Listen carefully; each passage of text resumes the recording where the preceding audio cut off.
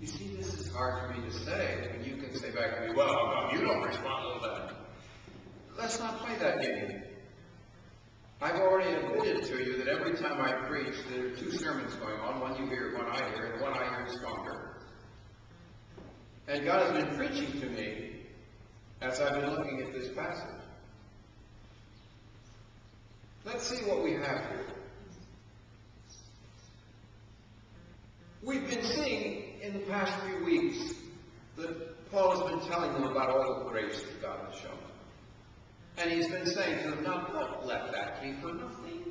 Don't let that be useless. Don't let that end up not having any result.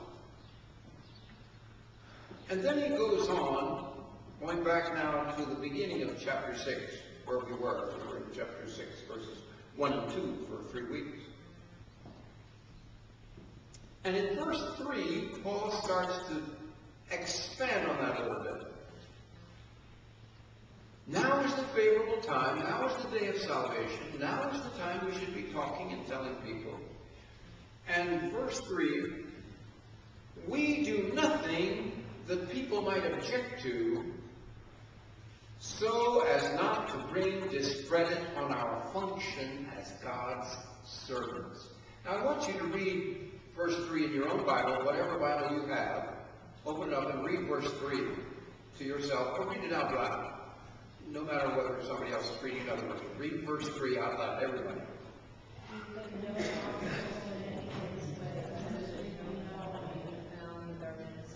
It's not quite clear, is it? Maybe you understand it, but it's not quite clear. The connection isn't quite clear in most translations. In this translation, it's quite clear. He's just saying, now, don't let the grace of God have come to you and not produce any result. Well, what then do we do? What happens? Here's how we avoid letting it turn out not to have a result. We do nothing that people might object to. Oh, my word. That's a dramatic challenge, isn't it? We do nothing that people might object to. Why? So as not to bring discredit on our function as God's servants. Well, you're a servant of God, so you don't want to do something that will bring discredit on God. If you're working for somebody you admire, you don't want to do something that will make them say, oh, look at these people, look what they're doing. Do you understand? We've seen this work out in practical negative ways, haven't we? Mm-hmm. Political candidates who are telling us how wonderful they are, and then someone on their staff does something awful. Yeah, see. And it reflects badly on the person at the top. Well, that's what Paul is saying here. So be very careful. You're going to bring discredit on God. You're his servant. You're the servant of his ministry. You're a servant. Your function is to be a servant of God. So you don't want to bring discredit on your function as God's servant. That's why your life has to be as good as you can make it. Instead, some people have read these next few verses, and I have in the past, thinking that Paul is boasting again. But that's not exactly right here. Here he's including all of them with himself. He's saying this is our obligation because we're God's servants. We do nothing that people might object to. Instead, we prove that we are servants of God by great fortitude in times of suffering. That means that we know how to do something that very few people in the world know how to do. We suffer without complaining. You hear a few snickers. Let me tell you something very, very easy. To suffer with complaining. Oh, you don't know how I'm suffering. Oh, look at me. It's all right. I'll be all right. But to suffer with complaining is not difficult. We know a lot of people who do it. And it's kind of irritating to be around them. Say, please go suffering by yourself someplace. I don't want to hear about it when you're suffering. But for us, we're called on to suffer without complaining. Why? Why is that reasonable to suffer without complaining? Because God has said, oh, you're not going to suffer long.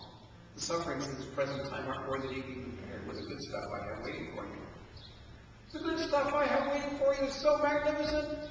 The sufferings in this present time are a light burden, and I'll take care of it. I'll wipe away all the tears. I'll compensate. It will be magnificent. It'll be as though it never happened.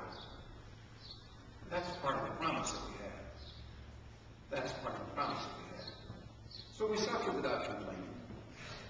In times of hardship and distress, when we're flogged or sent to prison or mobbed, that used to happen. It doesn't happen to Americans much. Laboring, sleepless, starving, we prove we're God's servants by our purity, knowledge, patience, kindness, by a special spirit, a love which is free from pretense, by the word of truth and by the power of God, by being armed with the weapons of righteousness in the right hand and the left, prepared for honor or disgrace, prepared for blame or praise, taken for impostors, but we're really genuine. We're obscure, but we're famous. We're said to be dying, but here we are alive. We're rumored to be executed before we're sentenced. We're thought most miserable, but we're always rejoicing. We're taken for paupers, but we make others rich. We're taken for people who have nothing, but we have everything. That's Paul's description here of how we react, how we live our lives, so as not to bring disgrace on the one we work for. So people won't look at us and say, those are God's people. Look at the way they do. Then in verses 11, 12, and 13, Paul does get personal. He says, now Corinthians, he's had problems with them. And when you look at the Corinthians and what they were up to, you can understand that Paul would have problems with them. And I can see how they would have problems with each other. So he says, well, now, Corinthians, I've spoken to you very frankly here. Our mind has been open in front of you. I've been candid. I haven't held anything back. And any constraints you feel in our relationship or being honest with each other is not on my side, he said. So I'm asking you to open up to me. I speak to you as if I were speaking to my own children. I ask for a fair exchange. And then he starts preaching to them more directly. He says, here are the things that are important if you're going to be avoiding giving God a bad name. Don't try to stand with one foot on both sides of the fence. Do not harness yourselves in an uneven team with unbelievers. Be not unequally yoked together, is the King James Version there. Don't do that. Because you'll give ministry a bad name if you're involved with people who are giving a bad witness to the world by the way they live and the way they operate. You don't want to be partnered with a crook. If you're in business, you don't want to be in partnership with a crook. Try to avoid that. Don't be unequally yoked together with believers. That's usually been used very strongly and very judgmentally against Christians who are married to people who are considered by others. I'm not sure they're Christians.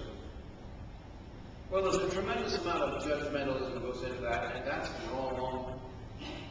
And be very careful not to use this verse that way. Because you don't know who's a Christian. I know lots of people who never go near a church. And it's not because they have anything against God. It's because they have something against churches. And who can blame them? I don't blame anybody who is disgusted with the church and